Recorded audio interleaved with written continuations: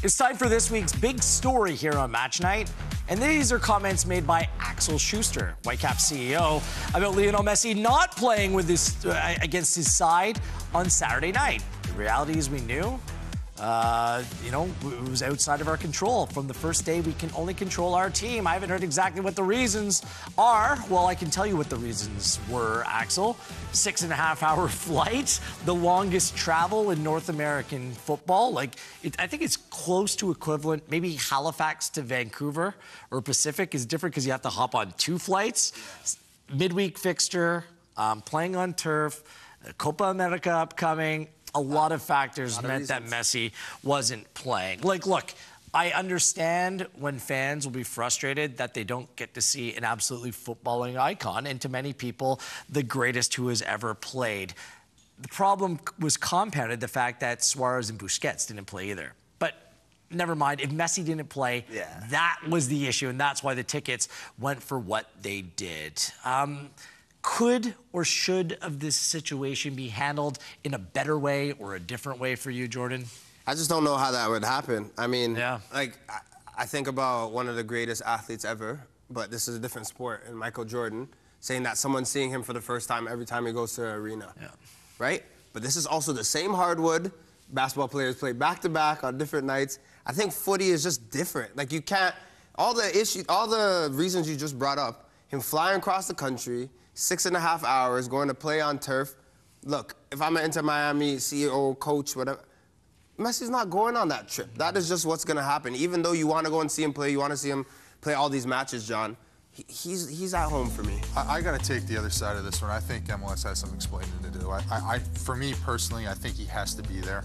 I think even if he doesn't play, he's got to show up. Put him on a private jet, separate from the team. He doesn't have to go out early, but I think he has to be in town. He has to be in the stands or in the seats, on the bench, whatever they want to do, because the people need to see his face. MLS is putting him out everywhere. The Apple deal, the MLS website has him on it more than any other. He has his own section. I mean, it's crazy. And for him not to even be there, I think is a big loss for the people of Vancouver, and I think the league needs to rectify that. Again, I'm sympathetic, but we can't guarantee that any player will play anywhere at any time. The NBA went through this issue in terms of load management.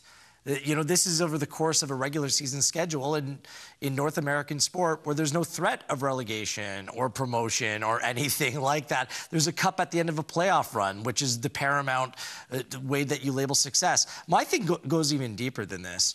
As long as Ticketmaster and these ticket websites continue to have monopolies which charge you, the customer, much more money and completely skewer the resale market as well, what else are these clubs supposed to do? They don't control their own ticket inventory. Yes, they've gone out and tried to sell packages for more to try to keep some of the secondary market away from their stash. But if they didn't do that and all the tickets were even cheaper, then there'd be much more profit for those that make a living by selling tickets on the secondary market.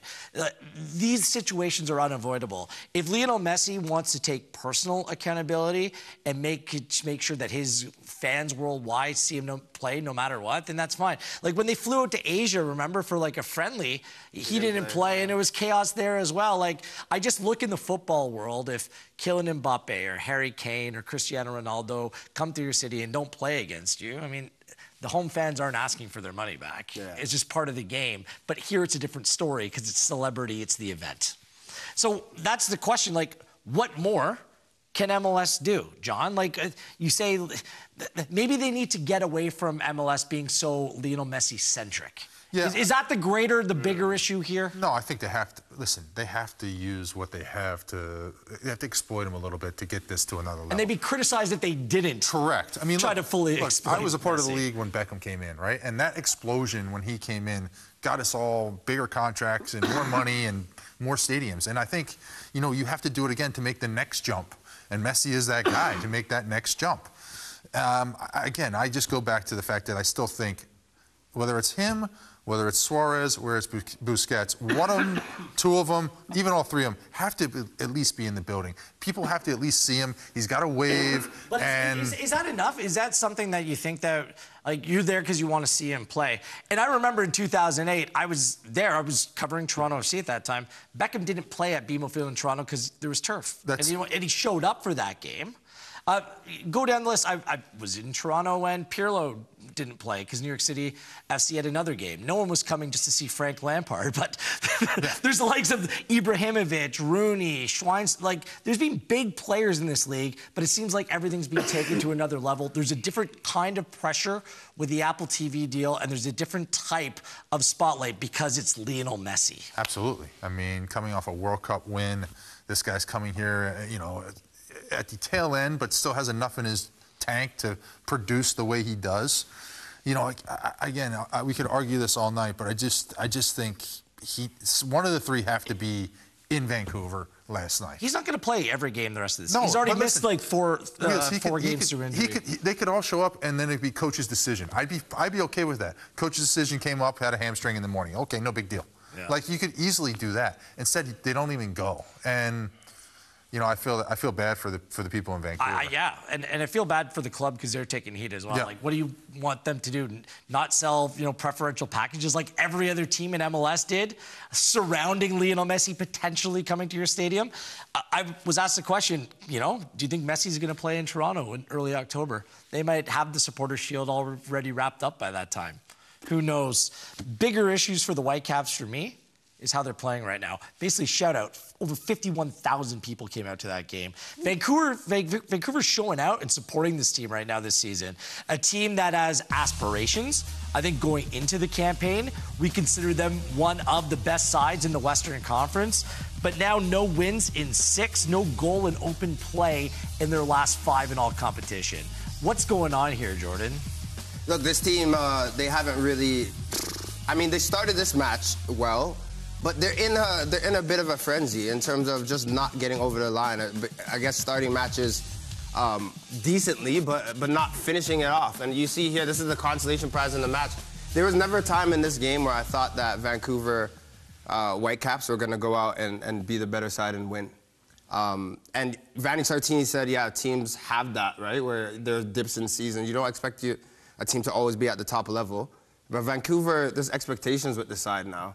They have to go out and show. They have to find a way to get wins. I think their stats in the last little bit have just been a bit too poor for me. This slip has coincided with the loss of Sam Matakubi as well. Maybe losing some balance in the team. But they brought in role players to add to this team for this season, not necessarily star players. I think if they need a little bit more talent. I think it's a talent deficiency, John. Possibly, Wheels. I had them as the best team in Canada, you know, to start the season. I felt like for sure they were going to be great. And now they've dipped down a half. I mean, obviously, with the way things are trending, Toronto FC is the best team here. You know, for me, Vancouver, tough game midweek. Yeah. They lose.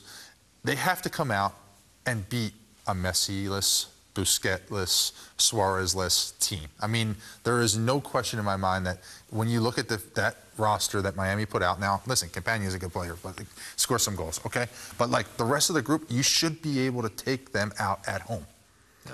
And you don't. So there's something bigger going on there. Maybe they need another marquee player, Atakubi, out of the lineup. Is that going to change it that much? But maybe they need to bring in some more reinforcements. They've just missed that X factor. They had Lorea last year. Gressel was reliable when he was there for a time being. So I think there's some work to be done in the summer transfer window for Vancouver. They're close, but close in this league is not good enough. One Soccer today, Mondays and Thursdays, 7 p.m. with a cast of, well, 6 or 7 that do the show on a regular basis. I wanted to oversell. I just had to reel it back a little bit.